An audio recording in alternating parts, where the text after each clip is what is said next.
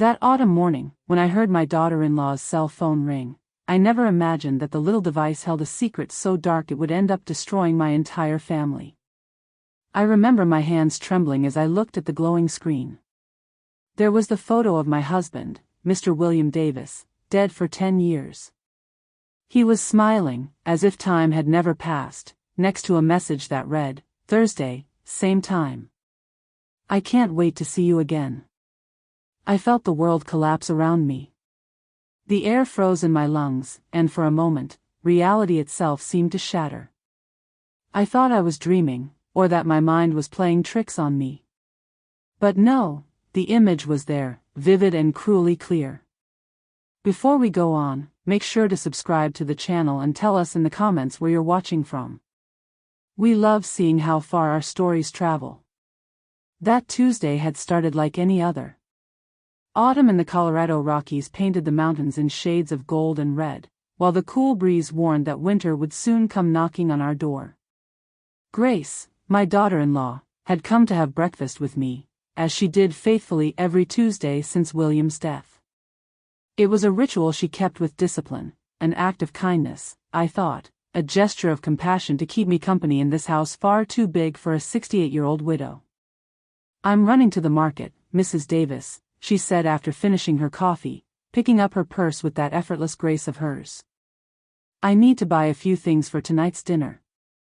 Do you want me to bring you anything?" I shook my head, grateful for her kindness, as I always did. Grace was too perfect, hair always styled, makeup flawless even for a simple breakfast, her clothes elegant, as if straight from a magazine. Everything about her was polished, calculated, untouchable. Mark, my son, was such a lucky man, or so I believed.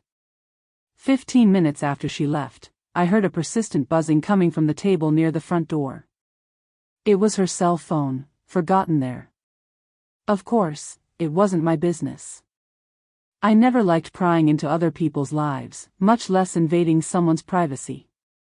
But the phone rang again and again, sharper, more urgent each time, almost as if it were calling me. She must be expecting an important call, I thought, walking closer. And then I saw it. William's face shining on the screen, as if he were alive. My husband.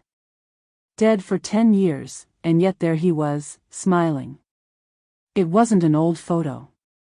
He was wearing a blue shirt I'd never seen before, standing somewhere I didn't recognize. My hands trembled as I picked up the phone. The previous message read the same, "Thursday, same time. I can't wait to see you again." My heart pounded, and the room began to spin. I felt the blood freeze in my veins as I tried to understand what I was seeing. How could there be a recent photo of my dead husband? How could he be sending messages to Grace? Was this some cruel joke? I knew I shouldn't. I'd always prided myself on being discreet. But something stronger, instinctive, took control. I unlocked the phone. Grace always used Sam's birthday, my grandson's, as her password. I'd seen it 1,000 times and never thought twice about it. I opened the messaging app. An endless thread with someone saved only as R. I scrolled up, my fingers trembling, heart racing. "Thank you for yesterday. You're amazing. I miss your touch. Mark is getting suspicious. We have to be more careful. The old woman doesn't suspect a thing. She's never been very bright." The old woman. Me. They were talking about me. I kept scrolling. 2 years of messages, 3, 4, 5. The earliest ones dated 6 months before William's death. My husband and my daughter-in-law. The man I'd loved for 4 decades and the woman my son adored. The truth hit me like a bucket of cold water. They'd had an affair. William and Grace. But that was impossible, he was dead. Then who was sending these messages? Who was using his photo? I searched for answers. I found photos, dozens of them. William and Grace together, embracing, smiling. In some, I recognized the place, our old barn, the one he'd claimed to have sold years before he died. In others, they were in a cabin I'd never seen. The dates made my throat tighten. The most recent was just a week ago. I felt nauseous. It couldn't be real. Then I heard the sound of a car pulling into the ranch driveway. Grace was back. I quickly placed the phone exactly where I'd found it and hurried to the kitchen. My heart was pounding so hard I thought she might hear it through the door. I took deep breaths, trying to steady my face, my hands, my breathing. She couldn't know that I knew. Not yet. The door opened. "Mrs. Davis, I think I left my phone here," she called out, her tone perfectly pleasant. "It's on the table," I replied, surprised by how calm my voice sounded. As I listened to her footsteps approach, my mind was a whirlwind. My husband had had an affair with my daughter-in-law, but he was dead. Then who was pretending to be him? Who was using his image? And why was Grace still responding as if he were truly alive? "Oh, here it is," she said with a smile, holding the phone in her hand. That perfect smile now looked like a grotesque mask to me. "It would have been a disaster to lose it today," she added lightly, almost playfully. I watched her carefully, searching her face for any sign of guilt, nerves, or fear. There was nothing. Grace was an actress, flawless. "Are you sure you don't need anything from the market?" she asked, slipping the phone into her purse. "I'm sure," I said, forcing a smile. "Drive safely." As soon as the door closed, I collapsed into a kitchen chair. The world I knew had just fallen apart. The man I'd shared my entire life with had betrayed me with my own daughter-in-law. And now, 10 years after his death, someone was continuing that same sick, cruel, inexplicable game. I had to uncover the truth, no matter how painful it was. For me. For Mark. For our family. But where to begin? Whom could I turn to? Who would believe an old widow with a ridiculous story about messages from the dead? I was alone, completely alone, in this search. Still, there was one thing I knew for sure: next Thursday I would find out who was meeting Grace. Then, at last, I would understand what had really happened to my family. That night I couldn't sleep. Every time I closed my eyes, I saw William's face glowing on Grace's cell phone screen, staring at me as if mocking me from beyond the grave. How had I not noticed before? How could I have been so blind? For years they'd been right in front of me, and I, trusting fool that I was, never suspected a thing. Thursdays were the days William claimed he went bowling with his friends, a habit he'd picked up shortly before he got sick. "It's good for me, Mrs. Davis," he would say. "The doctor told me I need more movement for my heart." And I, the devoted wife I'd always been, would smile and tell him to have a good time. Now everything made sense. There was no bowling. There was Grace. There was betrayal. The next morning, Mark called. His voice sounded tired, as it always did since his father died. After William's death, he had taken over managing Cedar Ridge Ranch, a responsibility he had never wanted. "Mom, I'm heading to Dad's office to pick up some documents. Do you need anything from town?" I hesitated. Could I tell him what I'd found? No. It was too soon. I needed proof, something more than the messages I'd seen on a phone that wasn't mine. "No, son, I'm fine." After hanging up, an idea struck me. William's office. If there were more clues, more answers, they would be there. I went down to the basement, where his office had always been. William had been a methodical man, orderly, the kind who saved everything. Maybe there I could find something to help me understand who was pretending to be him. Mark hardly ever touched his father's personal belongings. He only used what he needed to manage the ranch. The rest remained untouched, like a dusty shrine to a life that no longer existed. The key to the bottom drawer was still hidden behind the painting on the wall. William had always been predictable with his hiding places. Inside the drawer I found what I expected: organized folders, old documents, a few letters. Nothing suspicious at first glance. But then, under a stack of bank statements, I saw a small wooden box I'd never seen before. My heart began to pound as I opened it with trembling fingers. Inside were photographs, not the family pictures that decorated our home, but images of Grace and William in a rustic cabin by a lake, embracing, smiling, happy in a way I hadn't seen in him for years before his death. On the back of each photo, dates written in his handwriting. The most recent was from 3 weeks before he died. At the bottom of the box was an envelope with an address. The cabin by Lake Tahoe had never been sold, as William had told me. He'd kept it secret, a private hideaway for his meetings with Grace. I wanted to scream, to smash everything, to burn those photos, but the pain turned into something colder, more deliberate. I had to know who was continuing that charade, who dared to impersonate my dead husband. I put everything back except for one photo, which I slipped into my pocket as proof, a reminder not to doubt what I discovered, in case grief tried to convince me it was only a nightmare. When Mark came home a few hours later, I managed to keep my composure. I watched him as he searched through the papers, wondering if he knew anything, if it was possible that my own son had known about his wife's affair with his father. No, I couldn't believe it. Mark had always been honest, decent, just like William used to be. Or at least, as I thought he was. "Did you find what you were looking for?" I asked when he was done. "Yeah, just some old property deeds," he said. "We're thinking of selling the northern lot. We never use it, and the offer's good." I nodded, pretending interest, though I couldn't have cared less about land or business deals at that moment. "Mom, are you okay? You seem a bit distant." I forced a smile.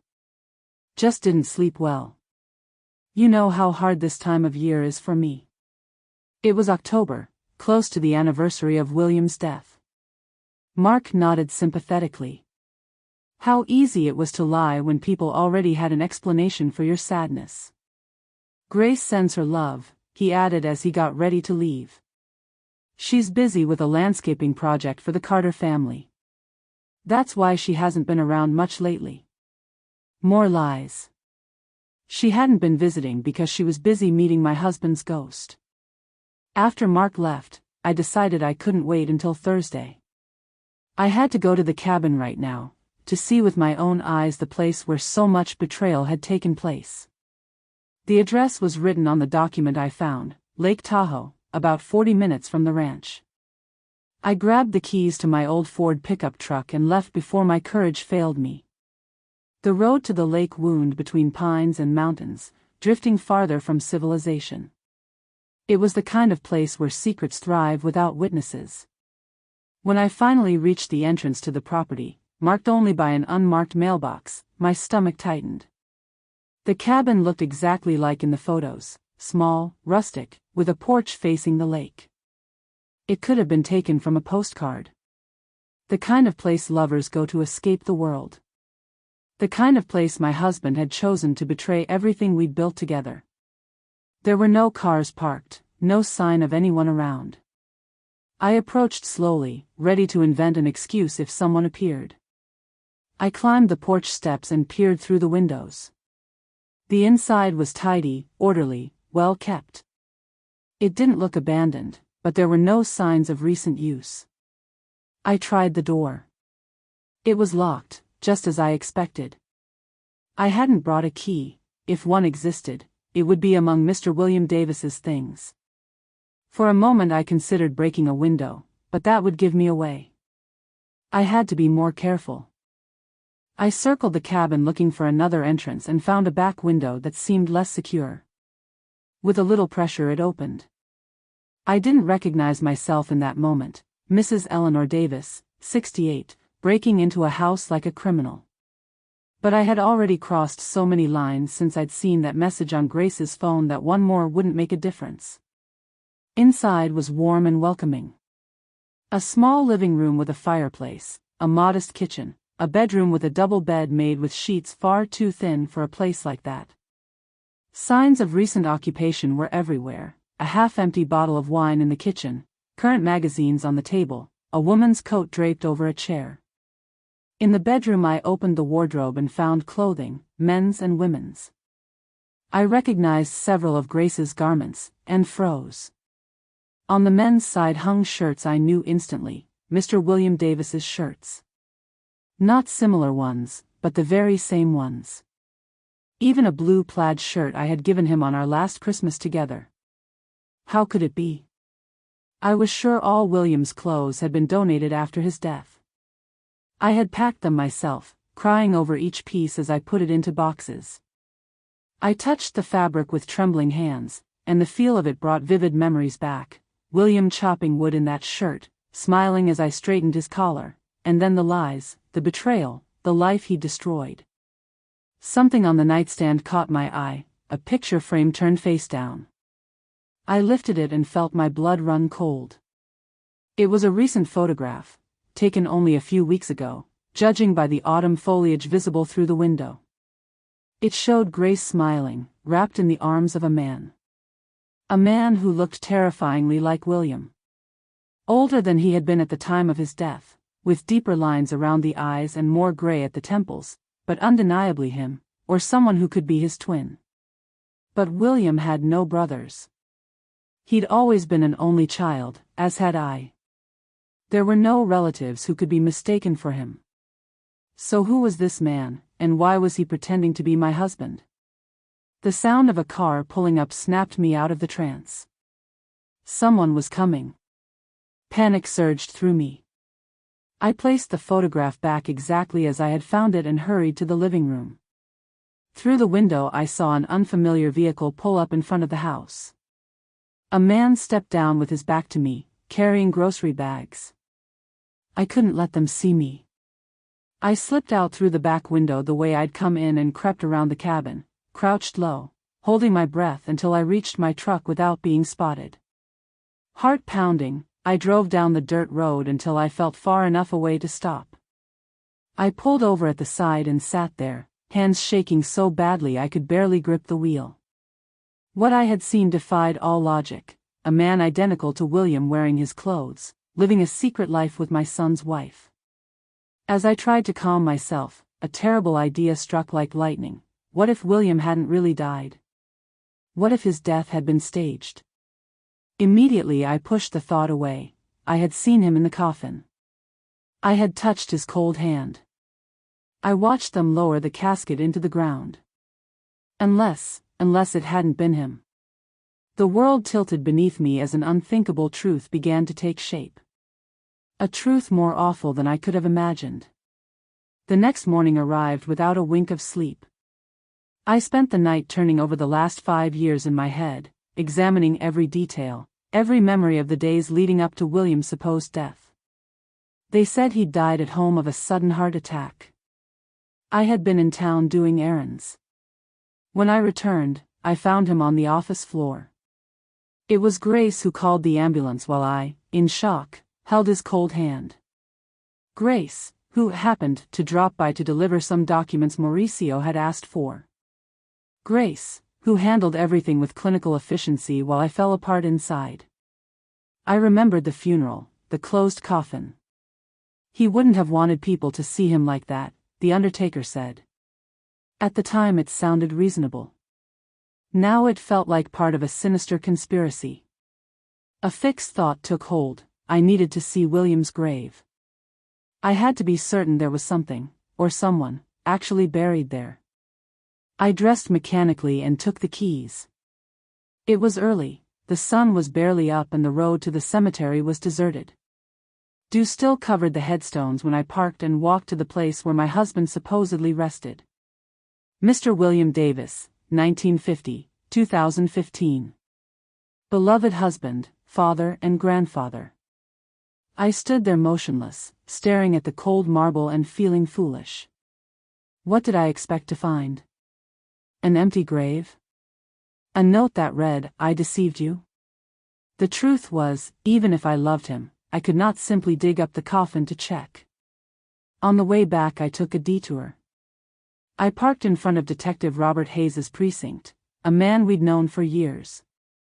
If there was anyone in this town I could trust, it was him. Hayes welcomed me into his cluttered office and offered me coffee in a mug that desperately needed washing. "What can I do for you, Mrs. Davis?" "Trouble at the ranch?" he asked. "It's something a little unusual," I began, not sure how to explain. "Hypothetically speaking, how would someone fake their own death?" Hayes raised an eyebrow. "That's awfully specific to be hypothetical." "I'm just curious." "I've been reading a lot of crime novels," I lied, trying to sound casual. "It's not as easy as movies make it look," he replied, leaning back in his chair. "You need a death certificate, which requires either a corrupt or deceived doctor. You need a body, or at least a very convincing explanation for its absence. And then there's all the paperwork, identity, insurance, records. But is it possible? Possible? Yes. Easy? Not at all." He studied me closely. "Mrs. Davis, are you sure everything's all right?"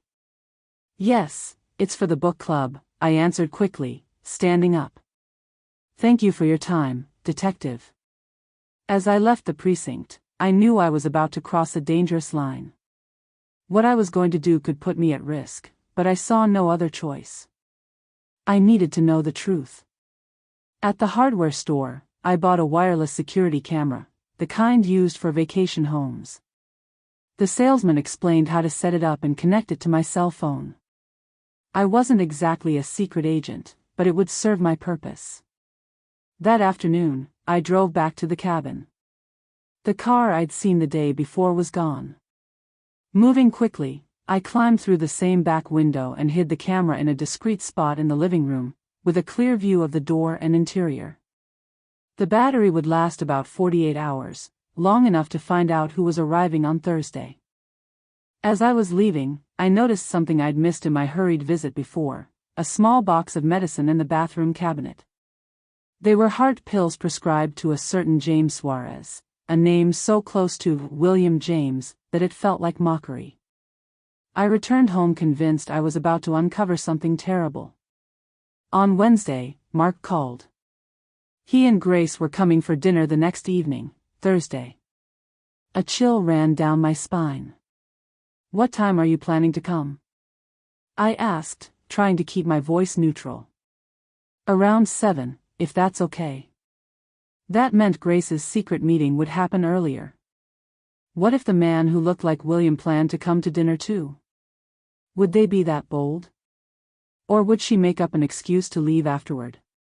"Of course, I'll prepare something special," I replied, though my mind was racing. That night, I spent hours obsessively checking the camera app on my phone. Nothing. The cabin remained silent and empty. Then, Thursday morning, the notification came: someone had entered. With trembling fingers, I opened the live feed. It was Grace, carrying a small suitcase. She moved around the cabin with the ease of someone at home, arranging flowers, lighting candles, preparing the scene for an encounter. About an hour later, the door opened again. The man who stepped in took my breath away. Tall, with a familiar gait, his hair graying. If it weren't impossible, I would have sworn it was William. Grace ran to him and kissed him deeply. They spoke for a few minutes, but the camera's audio was too weak to capture their words. Then, hand in hand, they walked into the bedroom and out of frame. Nausea rose in my throat. Even after the messages and photos, part of me had still hoped for an innocent explanation. There was no denying it now. But who was that man? Why did he look so much like William? And what was Grace's part in all of this? I had to face them. I couldn't go on living with those doubts eating me alive. I took my car and drove to the cabin, determined to discover the truth, no matter how painful. When I arrived, I saw Grace's car parked beside a truck I didn't recognize. I stayed in the car for a few seconds, debating whether to call Mark or Detective Hayes. What would I even say? That I suspected my dead husband was having an affair with my daughter-in-law? They'd think I was insane. No, I had to face this alone. I got out and walked up to the door. From inside, I could hear soft music playing, Frank Sinatra, William's favorite. My heart pounded so hard it felt like it would break through my chest. With one last hesitation, I knocked. The music stopped abruptly. Silence. Footsteps approached. The door opened, and there he was. The man from the photos. So like William that for a moment I thought my husband had come back from the dead. But as I looked closer, I noticed small differences, a scar on his right eyebrow that William had never had, deeper lines around his mouth, hair just a shade darker. His face went pale when he saw me. It wasn't the reaction of a stranger at an unexpected visit, it was the look of someone who had just seen a ghost. "Your ghost, Mrs. Davis," he murmured, in a voice almost identical to William's, though the tone was slightly different. He knew my name.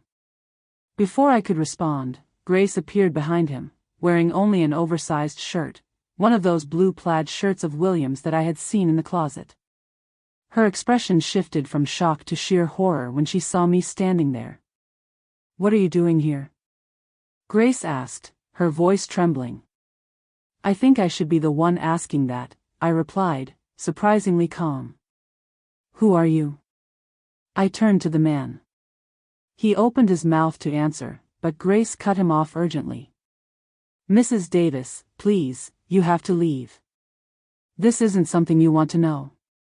"Actually, it's exactly what I want to know," I said, my patience unraveling. "I'm tired of lies. Who is this man? Why is he wearing my dead husband's clothes? Why is he pretending to be William?" They exchanged a long, silent look, the kind that speaks louder than words. That unspoken complicity ignited my fury. "You'd better come in," he said finally, stepping aside to let me in. I entered the cabin with firm steps, though inside I felt strangely detached, as if trapped in an improvised play where no one had given me the script. "I'll get dressed," Grace muttered before disappearing into the bedroom. I was left alone with the stranger who had my husband's face.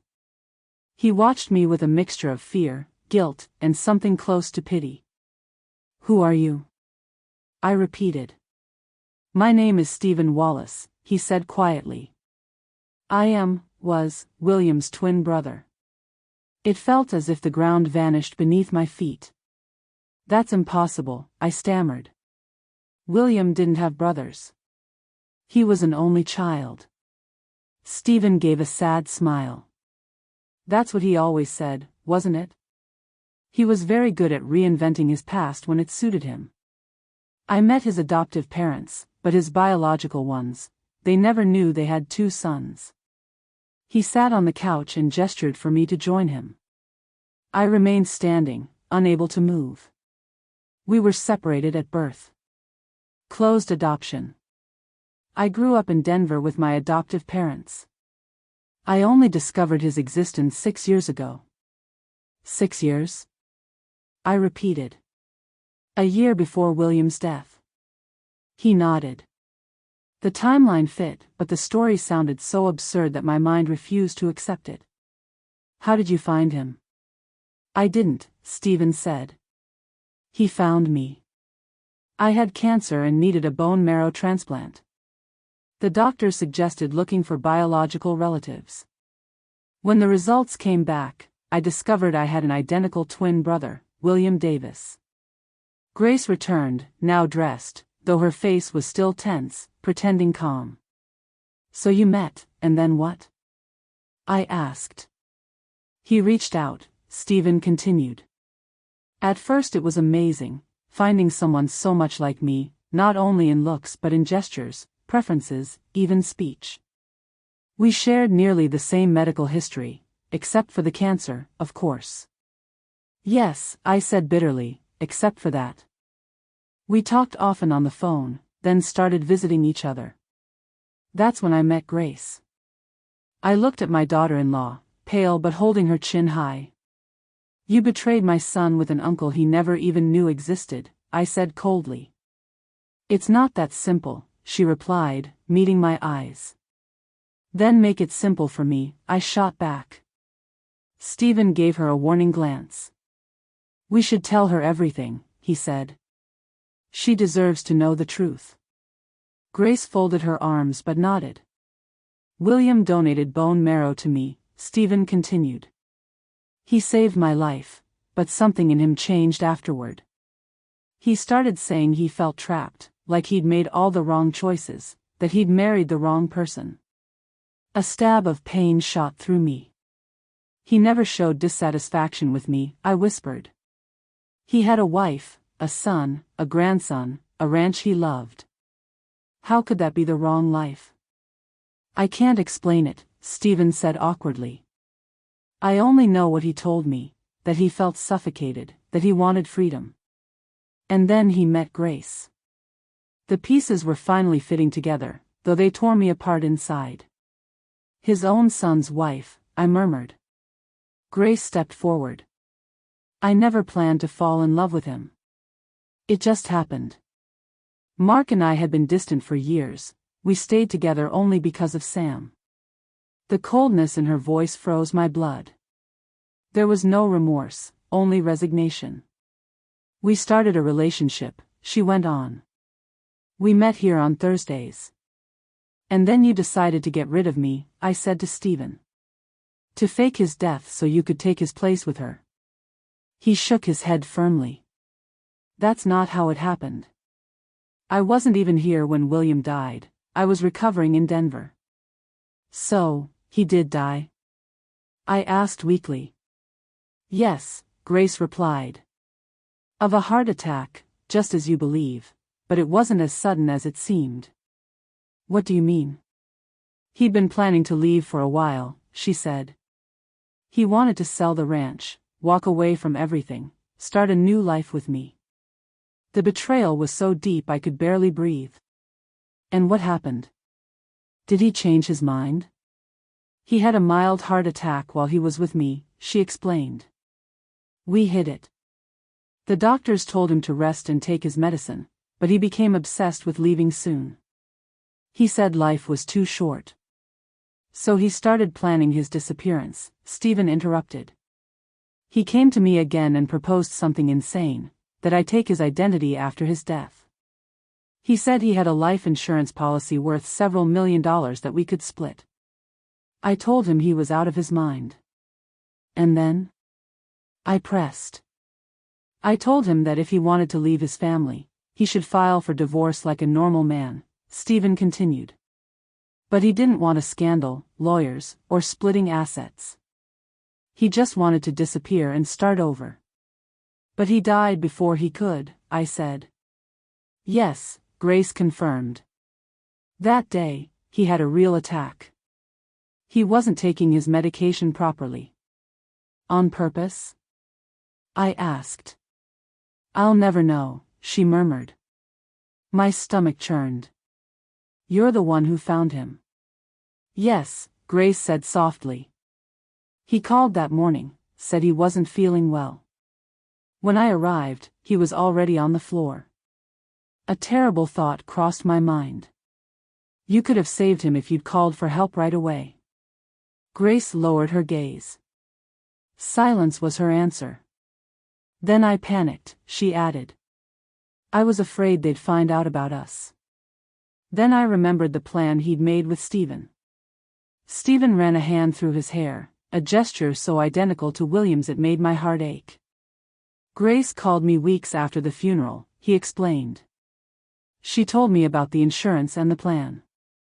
I refused at first, I didn't want any part of that madness. But then my cancer came back. Stage 4, he added calmly.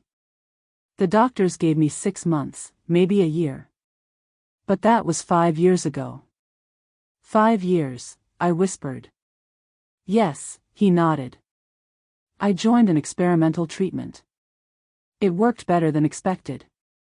I've been in full remission for 4 years. When Stephen recovered, Grace continued, we decided to follow William's plan.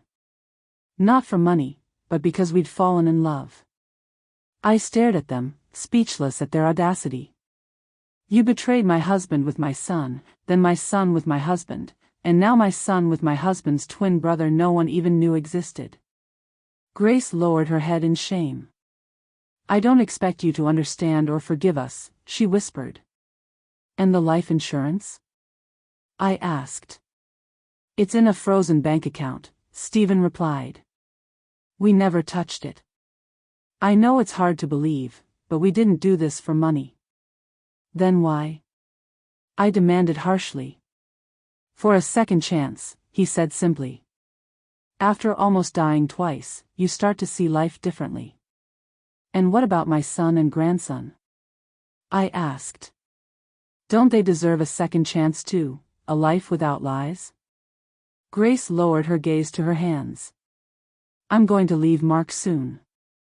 I've already started preparing for it. An amicable divorce. Shared custody of Sam. And you're not going to tell him about Stephen, or William? No, she said, meeting my eyes. And I hope you won't either. It was an absurd request. How could I keep such a monstrous secret? How could I look my son in the eyes knowing what I knew? But then I remembered William, the man I thought I'd known for 40 years, the man who had apparently lived a double life, planning to abandon me, fake his death, and start over without ever looking back. Was it that easy for him? So simple to throw away decades together? Did he ever love me? The question escaped before I could stop it, leaving me exposed. Stephen looked genuinely troubled. I can't speak for his feelings. I only knew him for a year before he died. But he spoke of you with respect. Respect. Not love. Not longing. Not regret. Just respect, the kind you reserve for a competent colleague. He'd been unhappy for years, Grace added, trying to soften the blow. He said you stayed together out of habit, not love. Her words hit me like a slap. I had loved him every single day of our life together, through hard times, through fights, through long nights of silence. Always. And to him, I was just a habit. Are you coming to dinner tonight? I asked suddenly, changing the subject sharply. Grace blinked, startled by the shift. Yes. We'll be there at 7. And after that, you'll come back here with Stephen? She hesitated, then nodded. Mark has an early meeting tomorrow in Santa Fe. He'll stay overnight there. Sam's spending the night with a friend. I plan to come back here afterward. The cold precision with which she arranged her betrayals made my stomach turn. But who was I to judge? I'd been blind too. Naive. I need to think, I said finally, standing up. Stephen and Grace exchanged another silent look, that same unspoken language that always shut me out. We'll respect whatever you decide, Stephen said. Just think about the consequences for everyone. I left the cabin without another word. My mind was spinning. Once in the car, the tears finally came, for everything I'd lost, for everything I'd perhaps never truly had. William had never loved me the way I loved him. He had planned to abandon me, and if he hadn't died, he would have disappeared, leaving me with questions that would never be answered. I was the fool in this story, the naive widow everyone had deceived. I drove home mechanically, preparing myself for the dinner I'd have to face in just a few hours. A dinner where I'd have to look my son in the eye, knowing what his wife was doing behind his back, knowing that in a matter of days his whole life would collapse. While I cooked, a dark thought began to form in my mind. If I couldn't have justice, maybe I could have something close to it. I opened the kitchen cabinet, and behind the canned goods was still that old bottle of sleeping pills. Strong ones, prescribed after William's death when I couldn't sleep. Pills that, in the right amount, could make someone sleep forever. I held the bottle with trembling hands, considering the terrible possibilities. It would be so easy, a few pills in Grace's wine, an accidental overdose, sadness but no surprise. After all, she'd been so tense lately. I opened the bottle and poured a few into my palm, small, white, harmless looking. They could solve everything. They could avenge William, Grace, all the lies. But then I thought of Mark. Of Sam. Of their lives after another tragedy. What would I become if I crossed that line? With a shaky sigh, I put the pills back into the bottle and the bottle back into the cabinet. No. That would not be my kind of justice. I would not sink that low. At exactly 7 o'clock, I heard Mark's car outside. I forced a smile and prepared for the performance of my life. I opened the door for my son and daughter-in-law and watched as Grace kept her perfect smile, as if she hadn't been in another man's arms just hours ago. "Mom, are you all right?" Mark asked, worried. "You look pale." "Just a little tired," I replied, leading them to the dining room where the table was already set. "It's been a long day." During dinner, I watched them closely. Mark, kind and distracted as always, talking about the ranch, about plans for a future that was about to fall apart. Grace, elegant and composed, answering when expected, smiling on cue. The perfect actress. And I, the widow who finally saw the truth. "How are you two?" I asked suddenly, cutting Mark off mid-story about the new tractor. He frowned, Grace froze, her wineglass halfway to her lips. "What do you mean, Mom?" "The marriage. You seem to be seeing less and less of each other." Mark shrugged, uneasy. "We've just been busy, but we're fine, right, honey?" Grace smiled her flawless smile. "Of course. Just a normal phase for any marriage." "And are you happy, Mark?" I pressed. "Truly happy?" My son looked at me, confused and a bit alarmed. "Mom, what's going on? Why are you asking that?" I fixed my gaze on Grace before answering. "I just want to be sure my son is living the life he deserves, with someone who truly loves and respects him." Grace met my eyes, and I saw a flicker of fear there. She knew I was warning her. "Of course he is," Mark said cheerfully, oblivious to the tension. "I have everything I need." He took Grace's hand across the table, a gesture that came naturally to him. She smiled, but I noticed how she barely returned the touch, her fingers just brushing his. The conversation drifted to safer topics, and after dessert, Mark announced they had to go. He had to get up early for his trip to Santa Fe. "Grace, could you help me with the dishes before you go?" I asked. "Mark, would you check the porch pipe I mentioned? It's leaking again." My son nodded and stepped outside, leaving me alone with Grace in the kitchen.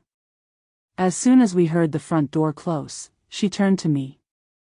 "What did you decide, Mrs. Davis?" she asked, her voice low and tense. I stacked the plates calmly. "You know, for years I believed I had a perfect marriage. I thought William and I were happy, that I knew the man I shared my life with. But it was all a lie. Mrs. Davis," she started. "He never loved me the way I loved him. He stayed out of habit. And he was planning to leave me."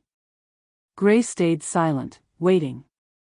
"I'm not going to tell Mark about you and Stephen," I said finally. "Or about you and William." Her shoulders relaxed with a quiet sigh of relief. "Thank you."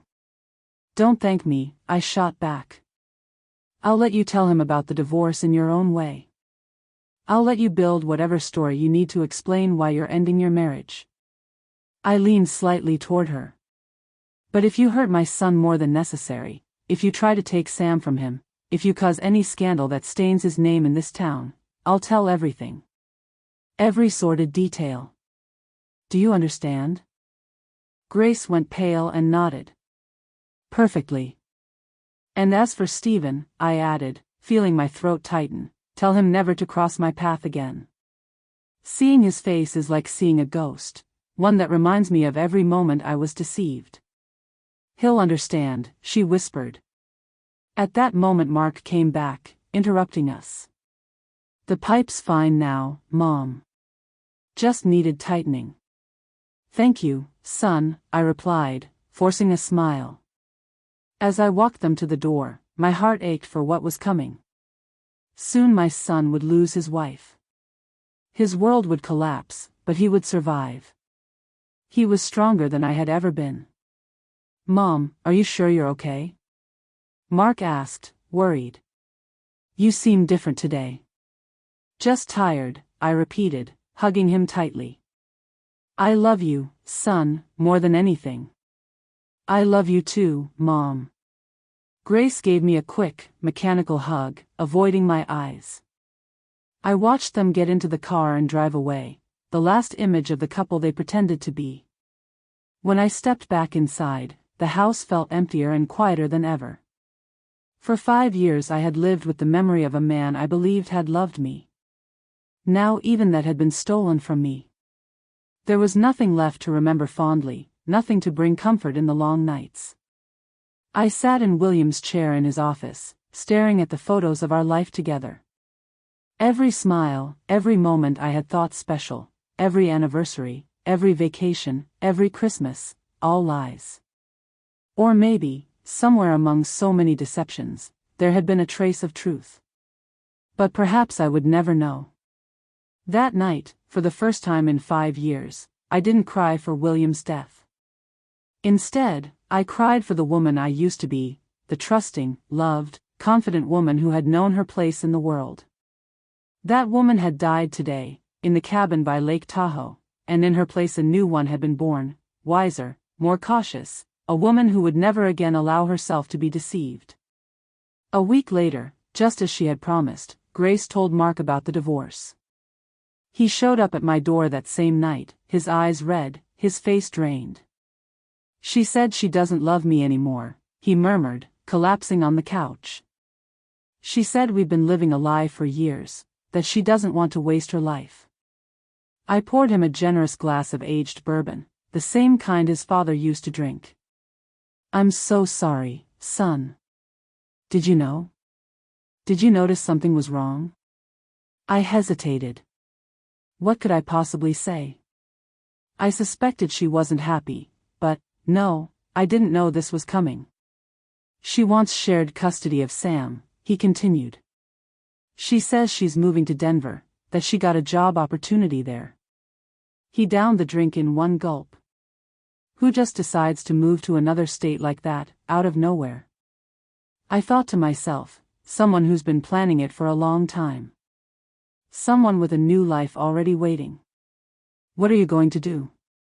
"I don't know," he said, shaking his head, lost. "I can't make her stay. I can't make her love me." "And Sam? How's he taking it?" "Upset. Confused. Grace talked to him this morning, before she talked to me." He gave a bitter laugh. "She had everything planned. By the time I get home, she'll already be gone. She said she'd spend the night at her sister's in Arizona, or at the cabin, in Stephen's arms." Anger rushed through me, but I held it back. My son needed support, not more pain. "You can stay here tonight if you want. Your room's still ready." "Thanks, Mom. I don't think I could sleep in that house tonight." That night I heard him pacing the hallway, restless, just like when he was a teenager and something was bothering him. I thought of Grace, probably in Stephen's arms, planning their new life together. I thought of William, who had died while trying to run away. And I thought of myself, doomed to carry these secrets forever. In the weeks that followed, I watched my son endure the painful process of divorce. Grace kept her word. It was quick, civil, without scandal. Mark kept the house. She took her share in money and joint custody of Sam, who spent most of his time with his father, since Grace had settled in Denver. She left on a Tuesday, exactly 1 month after I discovered the truth. She came to say goodbye, a gesture I took more as a performance for her imaginary audience than as genuine courtesy. "Goodbye, Mrs. Davis," she said, flawless as always. Thank you for everything. Don't thank me, I replied coldly. Just go, and stop hurting my family. She nodded, a flicker of guilt cracking her perfect facade for the first time. I'll keep my word. Mark and Sam will never know the truth.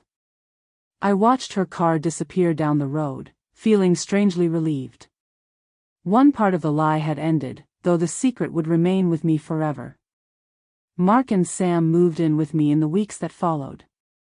Just temporarily, my son said, until we get used to the new situation.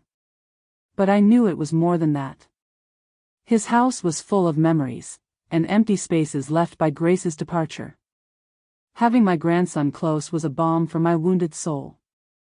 Sam was 13 now, that age when boys begin to shy away from their grandmother's hugs, but sometimes he still let me hold him, especially on hard days.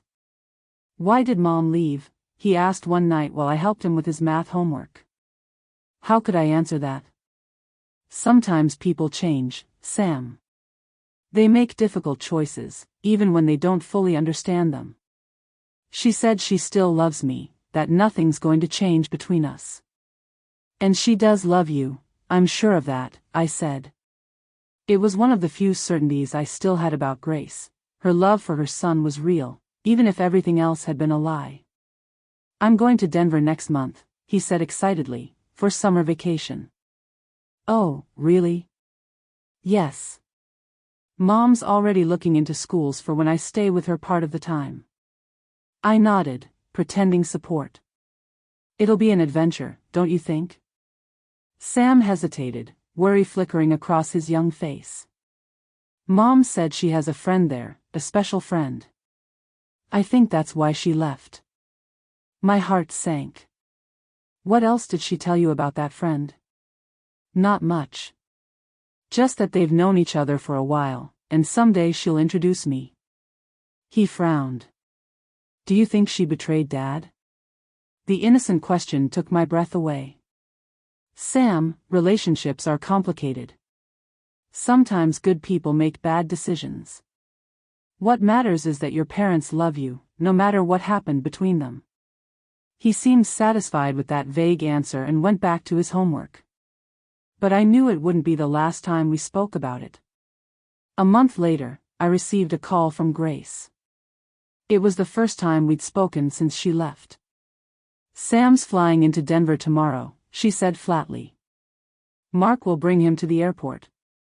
He'll stay with me for 3 weeks. I know, I replied curtly. There was an uncomfortable pause. Stephen and I think it's best to postpone the introduction, she continued. Sam needs time to adjust before meeting someone new in my life. Very wise of you, I said, unable to hide the sarcasm. Mrs. Davis, her tone softened, I wanted you to know we're moving farther away. Stephen got an offer in Santa Fe. We'll be about a 5-hour drive from Denver. And Sam? The custody arrangement stays the same. I'll make the trip when it's my turn to have him. It's better this way, fewer complications. Complications. Such an elegant word for the risk of someone recognizing Stephen as William's identical twin. How's Mark? Grace asked, sounding almost genuinely concerned. How do you think? I replied. He's devastated, confused, trying to understand what went wrong in a marriage he thought was just going through a rough patch. I know you'll never believe me, she sighed, but I really do care. I never meant to cause so much pain. But you did, I said, my voice hard. Another silence. You're right, Grace said at last. And I'll have to live with that. She hesitated before adding. One more thing. William's death anniversary is coming up. Like every year, you and Mark go to the cemetery. Stephen and I were wondering if it would be too painful for you if we left flowers too. At a different time, of course, she added quickly. After you and Mark have left. Her nerve left me speechless. Are you seriously asking if your lover, my husband's secret twin, with whom you betrayed my son, can leave flowers on the grave of the man who betrayed us all? Forget it, she murmured. It was a stupid idea. Grace, I said before she hung up, one last question. Did you ever really love Mark? A long pause followed, so heavy I could hear her breathing on the other end. At first, yes. He was kind, steady, everything I thought I wanted. But then I met William, and it was different. More intense. More real. She sighed. I don't expect you to understand or forgive me. I just hope you find peace someday. She hung up. I stared at the silent phone. Peace, as if that were possible now. On the anniversary of William's death, Mark and I went to Greenwood Cemetery, as we did every year. We brought lilies, his favorite flowers, or at least the ones I had always believed he liked best. Now I wasn't even sure of that. We stood in silence before the gravestone. What truly lay beneath that cold stone? The body of the man I loved, and who betrayed me? Or just the remains of a foolish plan born in his sick, restless mind? When Mark stepped away for a moment, his usual habit these last few years, a private conversation with his father, I was left alone before the grave. You lied to me our entire life, I whispered to the cold marble. You made me believe in a marriage that existed only in my mind. You made me think I was loved, when in truth, I was just convenient. I cried, but not out of sorrow, out of fury. Rage for all the wasted years, for every moment I thought was special but meant nothing to him. But you know what? I said, my voice trembling. I survived. I survived your betrayal, your death, and the truth. And I'll keep surviving. For Mark. For Sam. For myself. Mark returned with damp eyes, struggling to hold back tears. I hugged him, feeling the faint tremor in his body. I never understood why he was so distant sometimes, he murmured. Why I felt like there were parts of him I could never reach. Because he saved those parts for Grace, I thought. For his secrets. For the life he planned to have far away from us. He loved you in his own way, I said finally, the bitter lie heavy on my tongue. Another lie, this time to protect my son. When we returned home, we found a wreath of red roses at the front door, William's favorites, as I well knew. No card, no sender. But I knew instantly who had sent them. How strange, Mark said. Who could have sent these? Probably someone from town, I answered, taking the bouquet and setting it aside. You know how people remember the dead around this time of year. That night, after Mark and Sam went to bed, I took the roses outside. One by one, I plucked their petals and tossed them into the fire burning in the old metal barrel. I watched them burn, each flame feeling like a small act of vengeance against everyone who had betrayed me. When the last petal turned to ash, something shifted inside me. Closure. A wound finally cauterized. William was gone, whatever the truth about his life had been. Grace was far away with her lover, living with the consequences of her choices. And I was still here, at Cedar Ridge Ranch, with my son and grandson, rebuilding a life from the fragments others had left behind. In the months that followed, life slowly found a new balance. Mark began to heal, devoting himself to the ranch and to Sam. The boy went back and forth to Denver as per the custody agreement, always returning with stories about his mother's new life, but never mentioning any special friend. Over time, Mark met Beatrice Carter, Sam's new science teacher. She was different from Grace in every way, warm, simple, genuine. I watched their relationship blossom with the caution of someone who's been hurt too deeply. Do you think I'm moving too fast? He asked one night after telling me he'd invited Beatrice over for dinner. No, I replied honestly. You deserve to be happy. She seems like a good person. Different from Grace, he murmured. Yes, I admitted. Very different. I hesitated before adding, not everyone is capable of loving the way we deserve, son. But that doesn't mean the fault is ours. He nodded thoughtfully. For years I blamed myself for the distance between Grace and me. I thought I wasn't good enough, that I didn't understand her. But now I realize some people just aren't made for love, or loyalty. How I longed to tell him he was right, that Grace had never been capable of true love, that she had betrayed not just him, but all of us. But I stayed silent. I kept my promise and my secret. Beatrice is coming to dinner tomorrow, he said with a hopeful smile. I hope it goes well. Of course it will, I smiled back. I'll make that roast you love so much. Dinner with Beatrice was pleasant, natural. She was intelligent and kind, the kind of woman who spoke to adults and children with equal respect. I watched the way she treated Sam, how she made him feel heard and important. Your family is wonderful, she said later, as we sipped coffee on the porch. Mark had gone inside to help Sam with a school project. Thank you, I replied. They're my life. Beatrice smiled warmly, without pretense. Mark talks about you a lot, she said. He says you've been his anchor since the divorce. I just try to do my best. He also told me about Mr. Davis, about how sudden his passing was. That must have been terrible for you. I looked out toward the mountains, bathed in the light of the setting sun. It was. Losing someone you love always is. But with time, you learn to live with the pain, and with the truth, no matter how hard it is.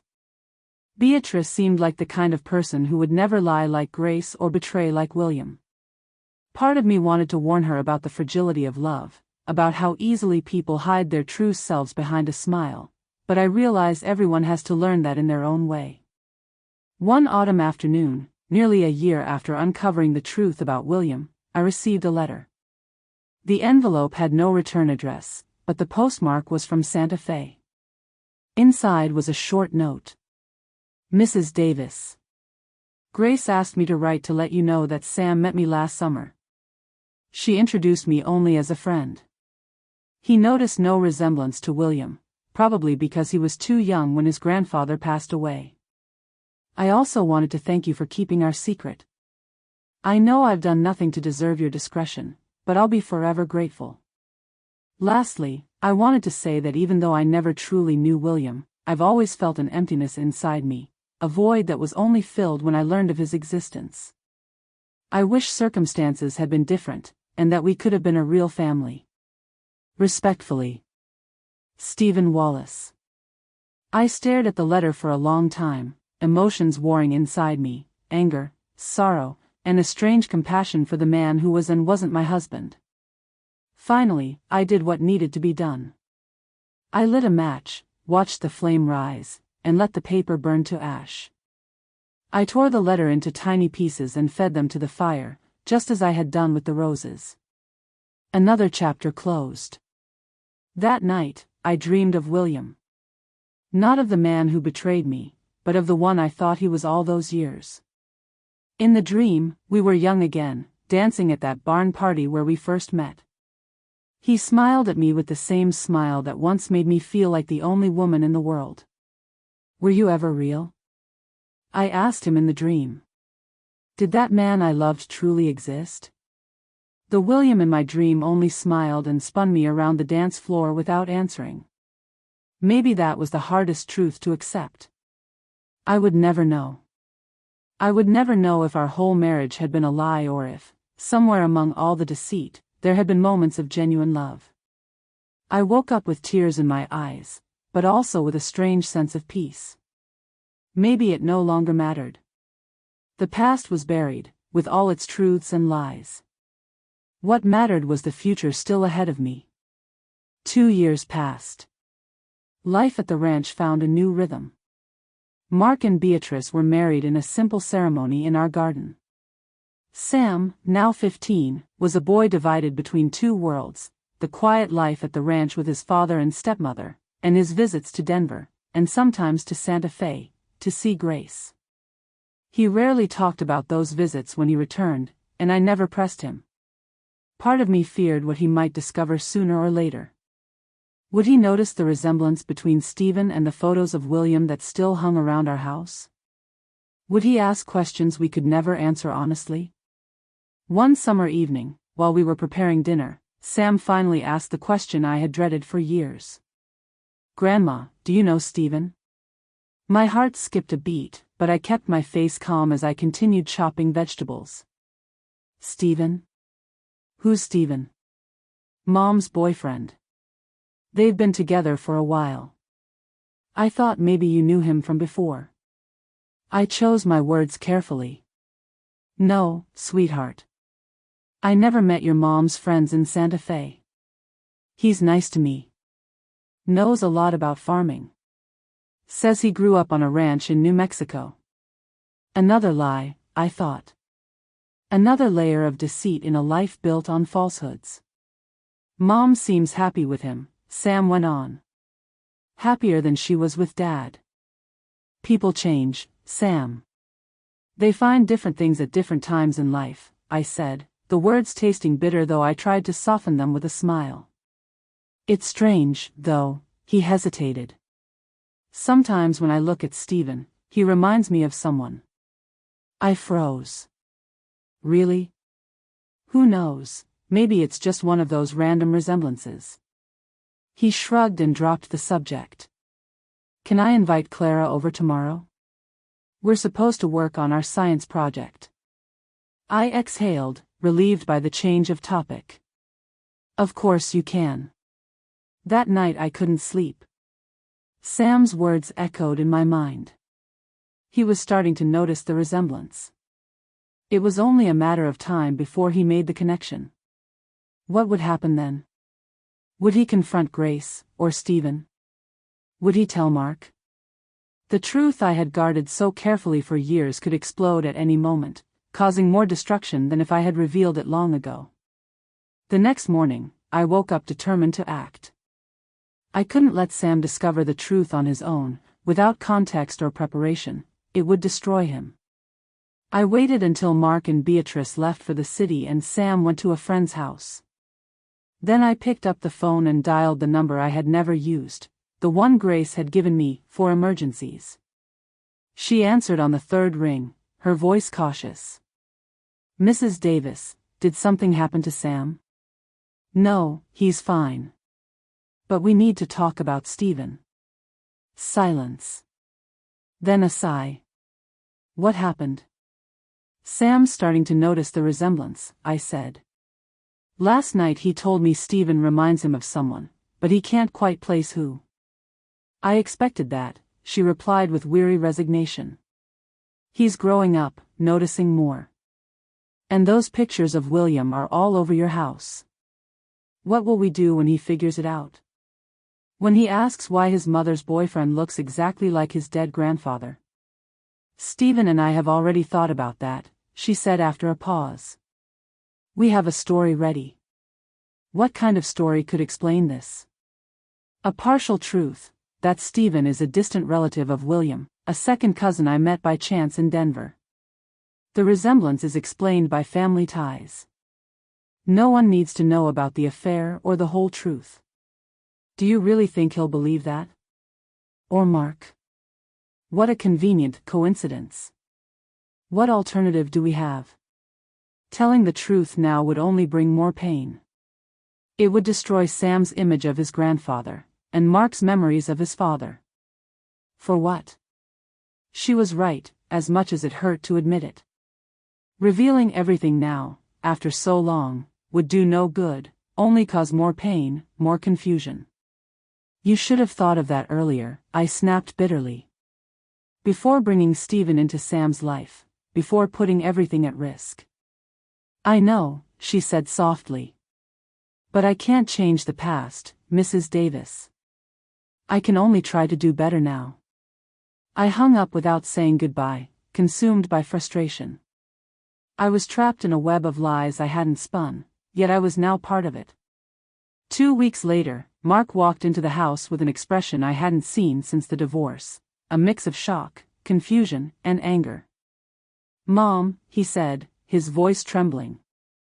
"Grace called." She wants to bring her boyfriend to meet the family during Sam's next visit.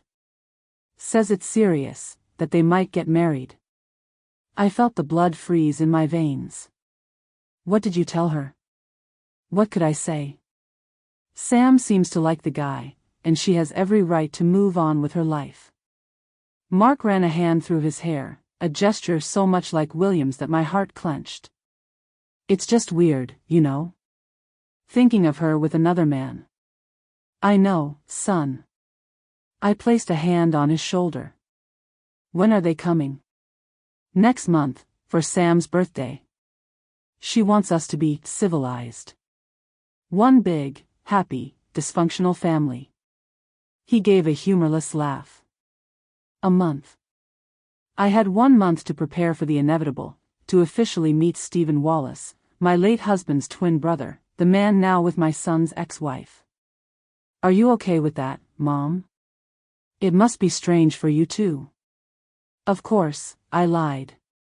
Like you said, we all move on. The truth, I was terrified.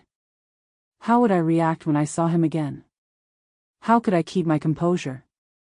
Pretend it was our first meeting when his face had haunted my dreams for years.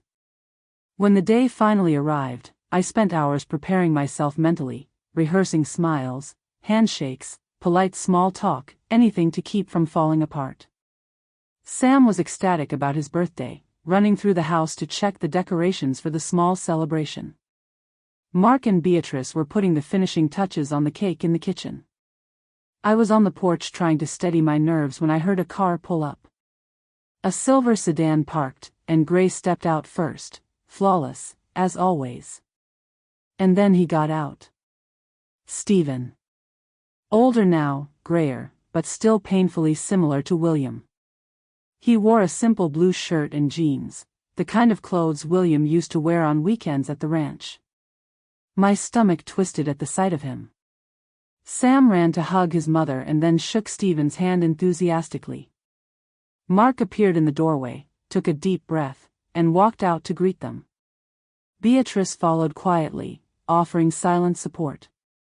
And then it was my turn. Mrs. Davis, Grace said formally. This is Stephen Wallace, she added with restrained courtesy. Stephen, this is Mrs. Davis, Mark's mother. Stephen extended his hand with calm politeness, his face an expression of measured indifference, as though we truly were meeting for the first time. It's a pleasure to finally meet you, Mrs. Davis, he said formally. Grace and Sam have told me so much about you. I shook his hand briefly. It felt like touching a ghost. Welcome to our home, I managed to say. His eyes, William's eyes, met mine. For a second I thought I saw a silent plea for forgiveness, or maybe it was just my imagination searching for a trace of remorse. Mark watched him curiously but without any recognition. How could he recognize him? The last time he saw his father, William had been frail and unrecognizable from cancer. Come in, please, Mark said, breaking the tension. Sam's dying to open his presents. The afternoon unfolded like a stage play in which everyone knew their lines. Grace, the polite ex-wife, Mark, the composed ex-husband, Beatrice, the empathetic new wife, Stephen, the well-mannered boyfriend, and me, the hostess pretending serenity. Only Sam was genuine, running around with the energy of a 16-year-old, oblivious to the invisible tension. At one point, I found myself alone with Stephen in the kitchen. He was rinsing glasses while I put away leftovers. The silence was thick enough to cut. Are you all right? He finally asked softly. What an absurd question, I said without looking at him. How could I be all right with all this? I know it isn't easy, he murmured. For anyone. I turned, unable to hold back my anger. You two chose this, you and Grace. The rest of us are just trying to survive the fallout. Stephen lowered his head. You're right. I have no excuses. But I want you to know I take care of Grace and Sam. I'm trying to be a better man than my brother ever was. You never really knew William, I said coldly. You don't know who he was.